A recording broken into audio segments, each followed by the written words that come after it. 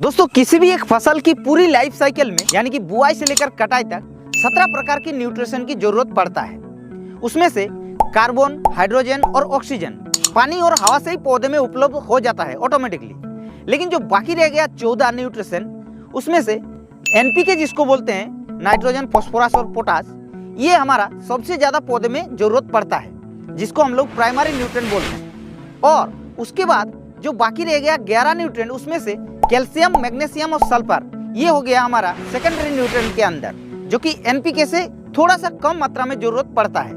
और बाकी जो 8 न्यूट्रिएंट बचा हुआ है, जिसके अंदर आप लोगों का जिंक हो गया, कॉपर हो गया, आयरन हो गया, बोरोन हो गया, मैग्नीशियम हो गया, मोलिब्डेनम हो गया, या फिर क्लोरीन और निकेल जो हो गया, ये 8 न्यूट्रिएंट माइक्रो न्यूट्रिएंट के अंदर पड़ता है, जो कि काफी कम मात्रा में पौधे में जरूरत पड़ता है। लेकिन इतना भी कम नहीं कि इसको हम लोग डालेंगे ही नहीं।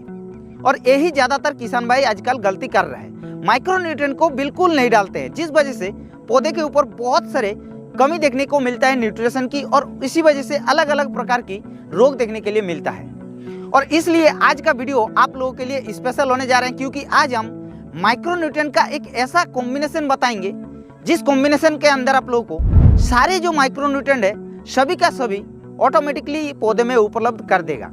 ये जो कॉम्बिनेशन अभी आप लोगों को बता रहे हैं, और उस कॉम्बिनेशन को आप लोगों को फसल का कौन सी स्टेज में कैसे इस्तेमाल करना है और कितने मात्रा में इस्तेमाल करना है, पूरी संपूर्ण जानकारी इस वीडियो के माध्यम से आप लोगों को बताएंगे। तो वीडियो को आप लोगों को लास्ट तक देखना है। बड़ा उससे पहले अगर हमारे इस चैनल पर पहली बार आ रहे हैं तो चैनल को सब्सक्राइब जल्दी कर लीजिएगा, क्योंकि हम इस चैनल पर ऐसा ही न्यू वीडियो आप लोगों के लिए डालते रहते हैं। तो दोस्तों सबसे पहले बात कर लेते हैं कि माइक्रो न्यूट्रिएंट को कब और कैसे डाला जाता है। तो माइक्रो न्यूट्रिएंट को दोस्तों 2 तरीके से डाला जाता है। पहला तरीका, जब आप लोग किसी भी फसल पर बेसल डोज डालते हैं उस समय पर डाल सकते हैं, और दूसरा तरीका, जब आप लोग स्प्रे करते हैं तो उस समय पर भी आप लोग डाल सकते हैं। अब सवाल ये आती है कि कौन सी समय पर डालने पर हमको अच्छा रिजल्ट देखने को मिले। तो देखिए, सबसे पहले तो ये जान लेते हैं कि माइक्रो न्यूट्रिएंट को बेसल डोज के समय खाद के साथ मिला करके डालने से क्या फायदा मिलता है, या फिर स्प्रे के माध्यम से जब हम लोग डालते हैं तो उस समय डालने पर क्या फायदा मिलता है।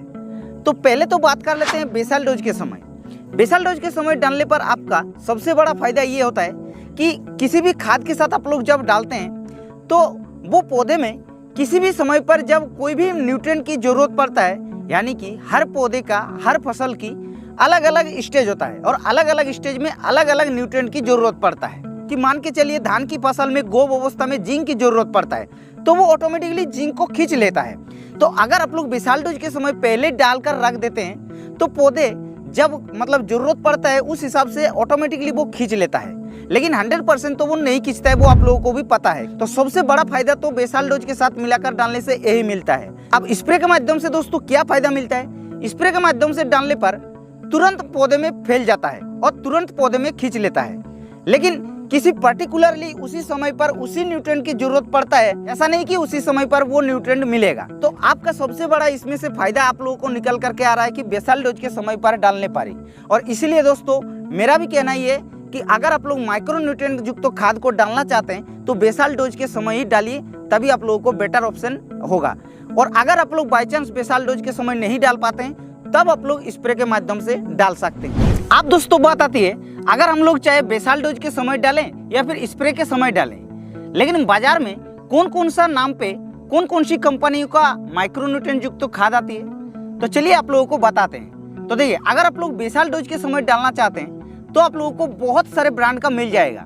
कुछ यहाँ पर अच्छा ब्रांड का नाम हम बता दे रहे हैं, उस ब्रांड का आप लोग यूज कर सकते हैं। जैसे तो एक तो आता है मल्टीप्लेक्स कंपनी का, जो कि बेसल डोज के समय की अगर बात करें तो मल्टीप्लेक्स कंपनी का ऑल क्रॉप्स नाम पे आता है। एरिज कंपनी का आप लोगों को एग्रोमिन सोयल नाम पे आता है, या फिर ट्रास्को कंपनी का क्वालिटी स्पेशल नाम पे आता है, या फिर लिविक्स कंपनी का भी आता है। ऐसे बहुत सारे अच्छे ब्रांड का मिल जाएगा। आप लोगों को उधर जो भी अच्छे ब्रांड अवेलेबल हो जाएगा उसी ब्रांड का आप लोग यूज कर लीजिए। अब बात आती है स्प्रे के बारे में।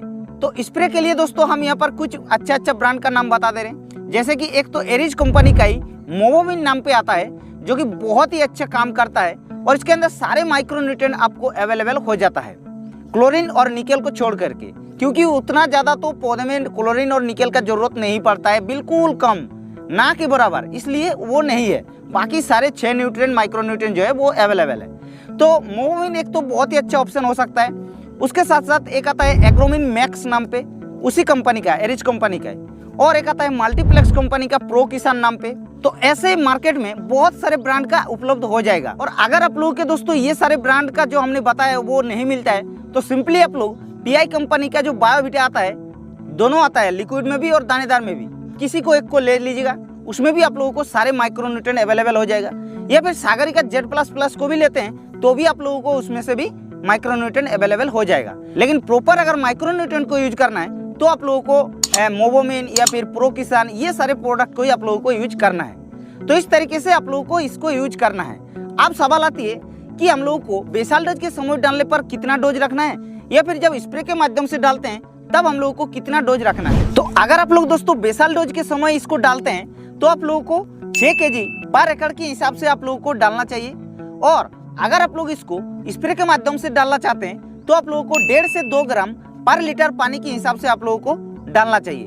तभी आप लोगों को बहुत ही शानदार रिजल्ट देखने को मिलेगा। लेकिन एक चीज आप लोगों को ध्यान रखना है कि जब भी आप लोग माइक्रोन्यूट्रिएंट युक्त खाद को स्प्रे करने जाते हैं तो आप लोगों को एक बार स्प्रे करने से उतना अच्छा रिजल्ट नहीं मिलेगा।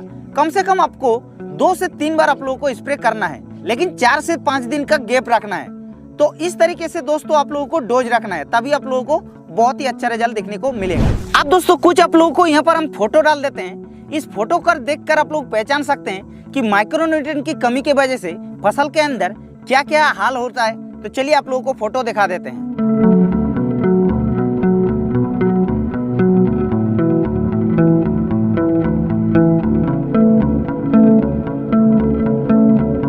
तो इस वीडियो में दोस्तों माइक्रोन्यूट्रिएंट के बारे में तो एकदम पूरा क्लियर हो गया होगा।